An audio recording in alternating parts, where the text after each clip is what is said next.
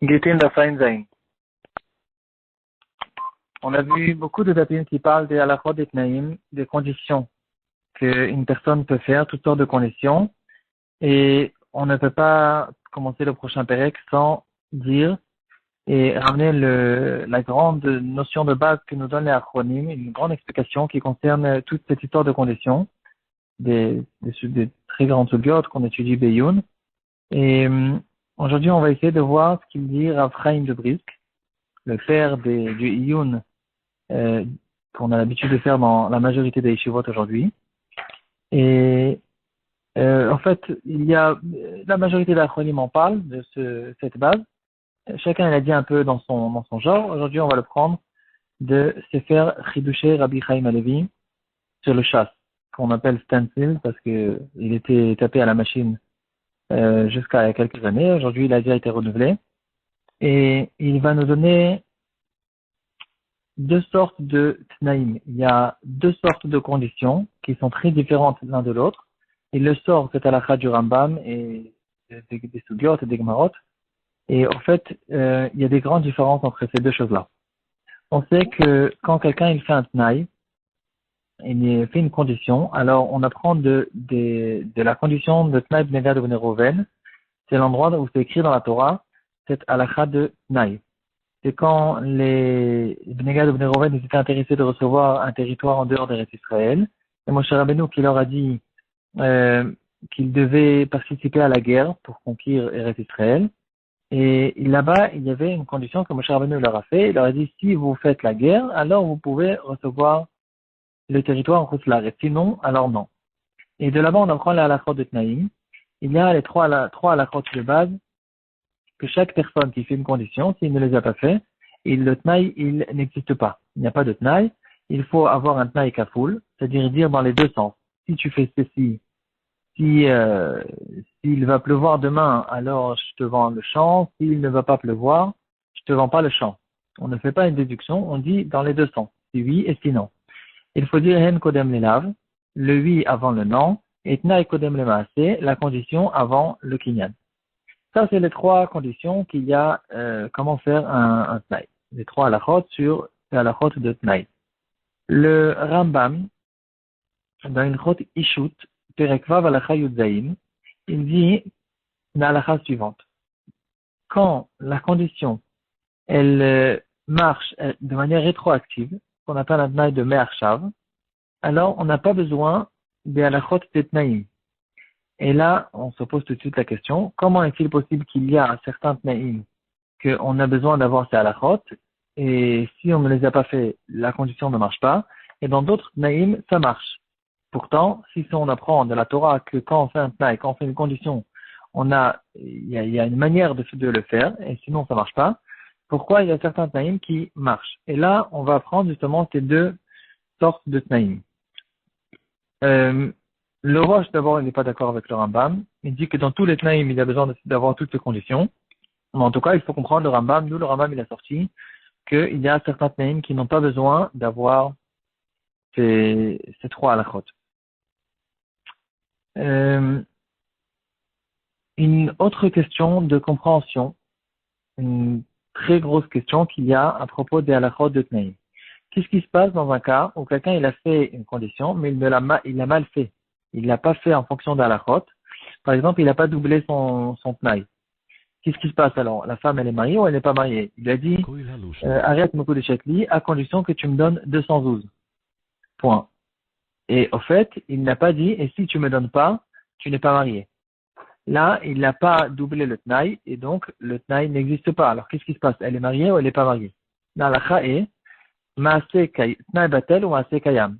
Puisque la condition n'existe pas, parce qu'elle a mal été faite, alors les kiddushin font effet et ils sont mariés. Et là, la question qui se pose, pourtant, on sait très bien que quand quelqu'un il veut se marier, on a besoin d'avoir son date, il y a besoin d'avoir l'intention de la personne qu'il soit intéressé de la marier. Et donc ici, il est dit clairement qu'il n'est pas intéressé de la marier dans un cas où il ne reçoit pas ses 212. Alors, apparemment, il nous manque ici l'intention des kiddushin.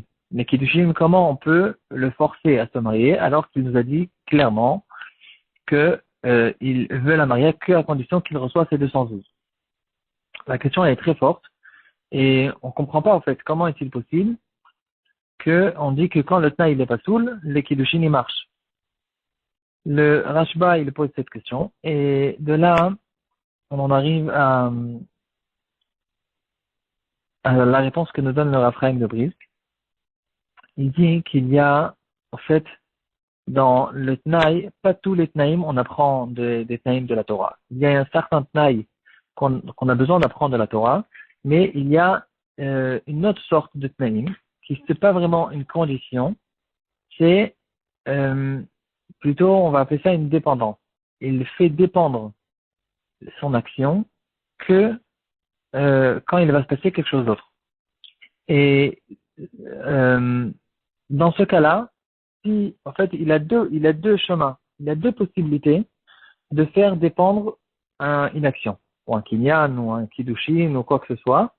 Il y a deux possibilités de le faire dépendre. Ou il passe par l'autoroute qui s'appelle Tnaï, ou bien il a une autre possibilité de passer par l'autoroute qui s'appelle Umdana. Umdana, c'est il fait une dépendance sur son maasé.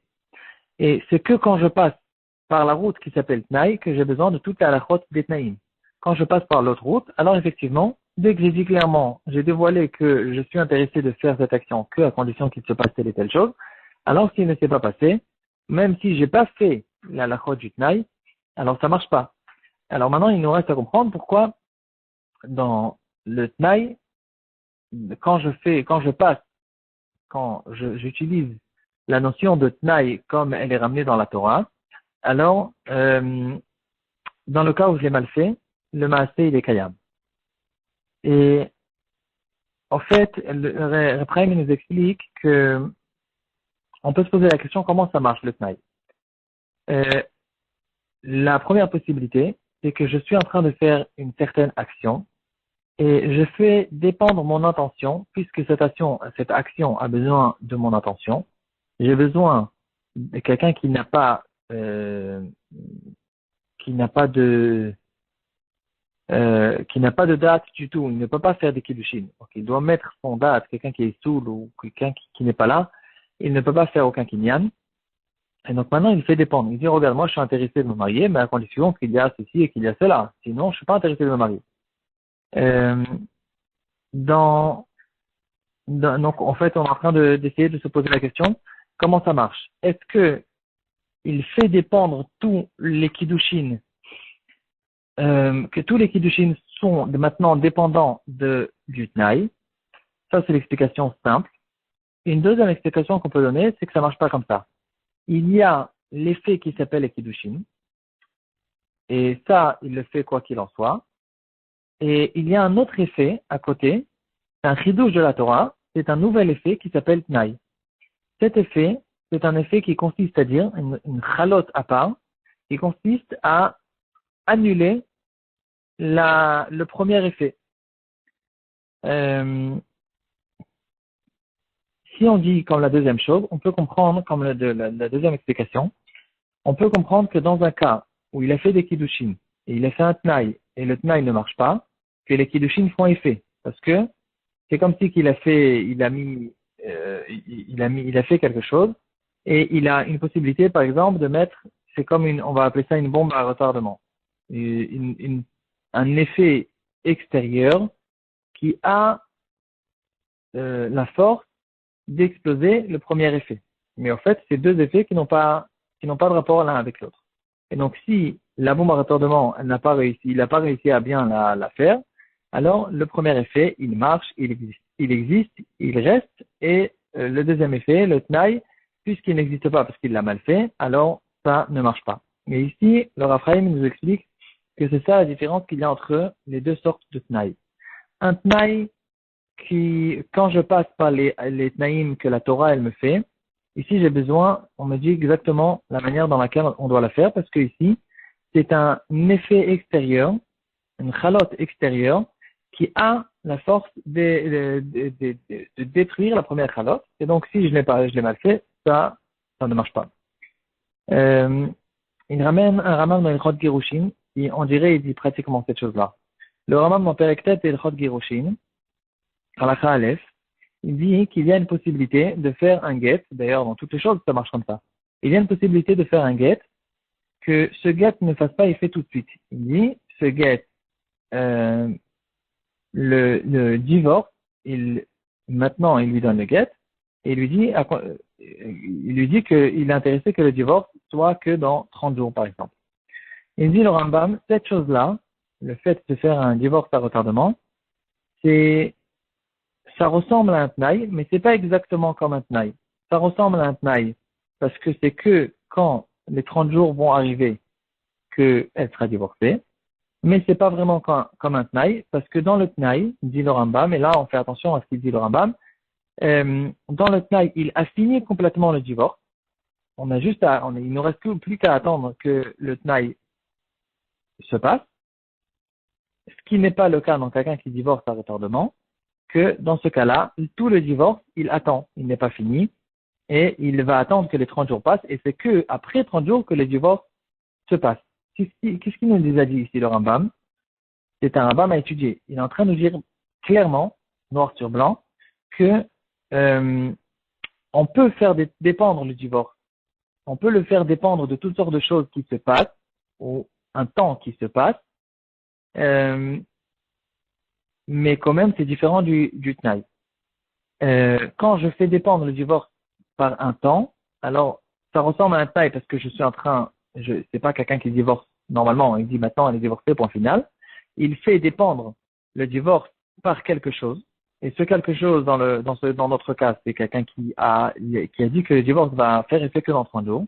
Et donc, de ce point de vue, ça ressemble à un tnaï, mais dans le tnaï, c'est différent, parce que dit le Rambam, dans le tnaï, il a fini complètement le divorce, les faits se passent maintenant, et euh, juste, on a besoin de vérifier que le tnaï s'est bien passé pour savoir que le divorce s'est fait depuis maintenant. Ici, on dirait que le Rambam dit clairement cette différence.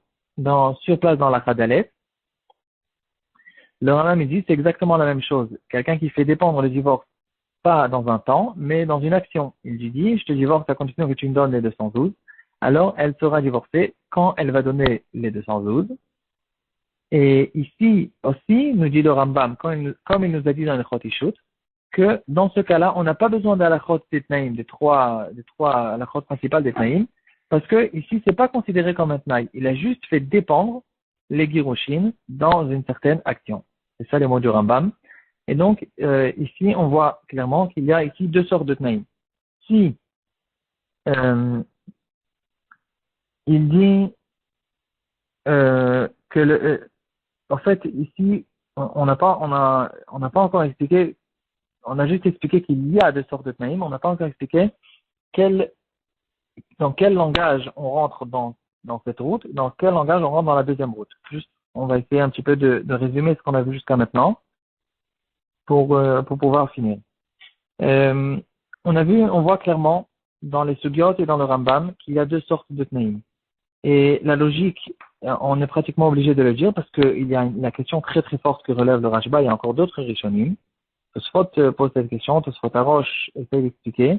Et la question est la suivante. Comment est-il possible que quelqu'un qui a fait un tnaï qui n'est pas kasher, on dit tnaï batel, donc le tnaï n'existe pas parce qu'il a mal fait, mais le maasé il est kayam. Et là on ne comprend pas comment est-il possible qu'on force une personne à se marier avec quelqu'un alors qu'il a dit clairement qu'il n'a pas de date de se marier dans tel et tel cas. Ça c'est la question. Les Rishonim ils essaient d'expliquer de certaines manières et Reprem de Brisk il explique ces Rishonim de la manière suivante. Ce Yesod il s'appelle Tnaï Milta Achrita. C'est comme ça que ça s'appelle dans les Shivot. Un Tnaï c'est une autre chose. Tnaï Milta Achrita. Il y a en fait l'effet du Kinyan, et mis à part ça, il y a un autre effet extérieur qui s'appelle le Tnaï. Cet effet extérieur, c'est un effet qui consiste à dire que il a une possibilité d'exploser le premier effet, de l'annuler, mais le premier effet, il a été fait complètement, entièrement, et dans tous les cas. Juste, il y a ici, on a dit que c'est comme une bombe qui peut exploser et qui peut annuler cette chose-là. Qui nous donne que dans le cas où je passe par un Tnaï, ici, l'effet, il est fait, les kiddushin sont faits, et qu'est-ce qu'on peut faire?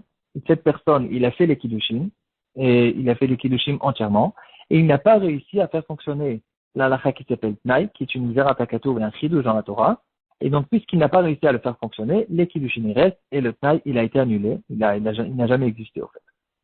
Ça, c'est quand je passe par un Tnaï. Mais il y a une deuxième route, une deuxième possibilité, c'est depuis le début de dire, non, je suis pas intéressé à passer par un Tnaï, je fais dépendre, c'est pas que je suis en train de faire un Tnaï miltar rita, je suis en train de faire dépendre complètement le premier effet de Kiddushin, et je dis, cet effet, il est que à condition que, etc. C'est que, dans ce cas-là, je suis intéressé de faire cet effet. Ici, premièrement, on n'a pas besoin de la Xerataketu de Tnaï Bnegad ou Roven. Et si c'est comme ça, la deuxième chose qui sort de cette chose-là, c'est qu'on n'a pas ici cette chidouche de Tnaï Milta Chita. C'est pas un chidouche extérieur, c'est pas un effet extérieur, c'est une dépendance qui a été faite dans le maasé lui-même. Et bien sûr que dans ce cas-là, il dit le Rambam, même les quatre là, on n'a même pas besoin de faire tout à la route parce qu'on passe pas par l'autoroute qui s'appelle Naï, qui sont les Tnaïm de la Torah, qui est un chidouche de la Torah, que la Torah nous donne ce chidouche, qu'il y a Tnaïm Milta Achita, il y a une possibilité de faire un effet extérieur, et la Torah nous dit comment on le fait, et que dans le cas où on ne l'a pas fait, alors ça ne marche pas. C'est ici, comme le Tnaï simple, qu'on peut même connaître, même peut-être chez les Goïm, une condition, tout simplement, je fais ça à condition que. Et donc, ici, si on veut essayer de formuler la différence qu'il y a entre ces deux choses-là, c'est que je ne suis pas en train de dire, si tu me donnes les 212, je te fais le divorce, c'est quand tu vas me donner les 212, je te divorce. Comme je peux dire, c'est quand les 30 jours qui vont passer, alors c'est dans ce cas-là où le divorce fera effet. Quand je suis en train de dire quand, je ne suis pas en train de faire un tnaï, je ne suis pas en train de faire une condition, je suis juste en train de faire une dépendance. Et je suis en train de faire une dépendance dans le premier effet. Et donc, dans ce cas-là, on n'a pas besoin du tout de la crotte des tnaïm. Donc, en fait, tout dépend de comment il a dit. S'il a dit un tnaï, et là, on en arrive à la formulation, aux différences dans la manière où il a dit dans la phrase. Il y a deux sortes de tnaï. Il y a le tnaï de im et le tnaï de almenat. Le tnaï de im, quand on dit le tnaï de im, c'est de ça que la Torah parle dans les tnaïm. Et ça, c'est un tnaï qui fait effet que quand le tnaï se passera. C'est pas rétroactif. Et c'est que quand le tnaï va se passer, que l'effet est fait. Et sur ce tnaï, on dit qu'il y a ce chidouche des trois halachot et des trois conditions pour que le tnaï marche. Quand je dis almenat ou quand je dis me'arshav, c'est-à-dire je suis en train de dire que maintenant ce que je suis en train de faire, je suis en train de le dépendre d'une certaine chose, et puisque c'est rétroactif, c'est pas un effet extérieur, et dans ce cas-là, ça s'appelle pas un tnaï du tout, c'est pas un tnaï, c'est une dépendance, c'est une suspension, je suis en train de suspendre le maasé que je suis en train de faire avec à condition qu'il se passe telle et telle chose, et dans ce cas-là, j'ai pas du tout besoin d'halachot. Du moment où j'ai dit clairement que je suis intéressé de faire cette chose-là à condition que, c'est que quand la condition va se passer, que ça marche. Voilà. Bon. C'est un peu des choses un peu profondes. J'espère que j'ai été suffisamment clair. Mais c'est ça au fait que les achronim, Shari Yosher, Ephraim, etc., les achronim de notre génération, c'est pas d'il y a 100 ou 150 ans, ou un peu moins, et les Rashi Shivot de la génération précédente, c'est ça le grand épisode qu'ils ont sorti. C'est quelque chose qui est écrit pratiquement dans les Rishonim, mais eux, ils l'ont expliqué de la très belle manière, de la langue qu'on a l'habitude d'étudier dans les Shivot.